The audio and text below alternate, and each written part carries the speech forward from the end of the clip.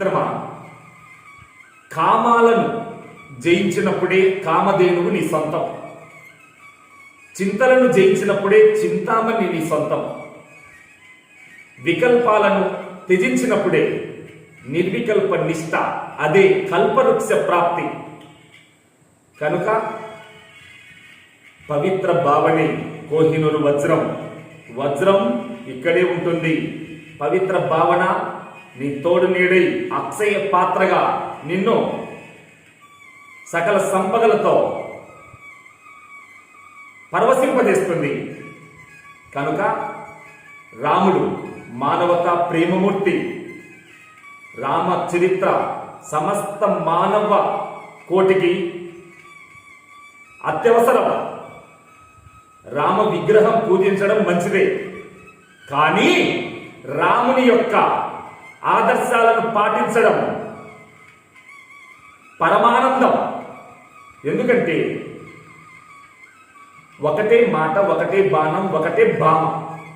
మరి అలాంటి జీవితం గడిపినప్పుడు మానవుడు ఏమవుతాడు? మాధవుడై ప్రకాశిస్తాడని మాయా మానస విగ్రహధారి సమస్త మానవ జీవన విధానానికి మూలకర్త. కనుక రామ మందిరం ప్రతి గ్రామంలో ఎలా ఉందో అలాగే ప్రతి మనిషి తన ఆదర్శాలను మనం రామ ప్రభు ఆదర్శాలను పాటించినప్పుడే మన జీవనం ధన్యం.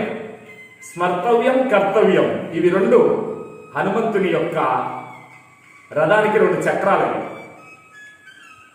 స్మర్తవ్యం, ఏ పని లేనప్పుడు ఒకటే పరమాత్మ. భగవత్ చింతన లేని జన్మ నిరర్ధకం. కనుక ఎప్పుడు స్మర్తవ్యం, స్మరణ చేయి.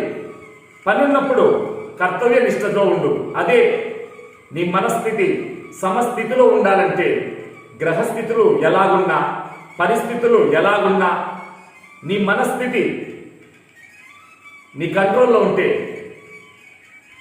నిత్యం సమస్థితిలో సచ్చిదానంద స్వరూపమై శోభిస్తావు. జ్ఞాన స్థితిలో సమస్త సుఖాలు వర్ధిల్లుతాయి. కనుక చెక్కు చెదరని నీ చిత్తమే అక్షయ పాత్ర. అది నువ్వు సంపాదించావా లేదా? అక్షయం అంటే ఎక్కడికి క్షయం లేనిది. ఆత్మ ఒక్కటే, నిత్యం, సత్యం, సనాతన పరిపూర్ణ బ్రహ్మ సాక్షిగా ఆత్మను ఉపాసించు. అప్పుడే నీ జీవిత లక్ష్యం. ప్రతి మనిషిలో దివ్యత్వం దాగి ఉంది. దానిని వెలికి తీయడం కోసమే ఓ భారతీయుడా నువ్వు పుట్టినావని గుర్తించుకో. ఇనుప కన్నులు ఉక్కు నరాలంటే అర్థం ఉత్తమ భావాలతో పవిత్ర ఆత్మ దృష్టితో జీవించడమే నిత్య శాంతికి ఏకైక మార్గం. అది నీకుందా? లేకుంటే రా చెల్లికొండ చేరుకొని జై భారత్.